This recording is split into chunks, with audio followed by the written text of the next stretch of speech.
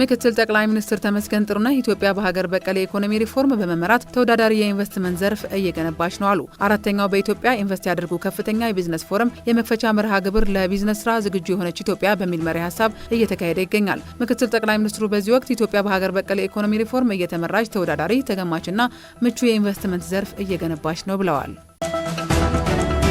ኢትዮጵያና የአቡዳቢ የንግድ ኢንዱስትሪ ምክር ቤት የንግድ ግንኙነታቸውን ለማጠናከር ተስማሙ። በተባበሩት አረብ ኤምሬቶች የኢትዮጵያ ልዩ መልእክተኛና ባለሙሉ ስልጣን ዶክተር አምባሳደር ጀማል በከር ከአቡዳቢ የንግድ ኢንዱስትሪ ምክር ቤት ዋና ዳይሬክተር አሊ መሐመድ አልማርዙቂ ጋር የኢኮኖሚያዊ ትስስር ማጠናከር በሚቻልባቸው መንገዶች ላይ ተወያይተዋል። አምባሳደሩ በኢትዮጵያ ያለውን የኢንቨስትመንት እድል በአካል ተገኝተው እንዲመለከቱና በኢትዮጵያ የሚካሄደውን ከፍተኛ የኢንቨስትመንት መድረክ ለምክር ቤቱ አባላት እንዲያስተዋውቁም ግብዣ አቅርበዋል። አሊ መሐመድ አልማርዙቂ በበኩላቸው ምክር ቤቱ ለሁለትዮሽ ግንኙነቱ መጠናከር አስፈላጊውን ድጋፍ እንደሚያደርግ አረጋግጠዋል።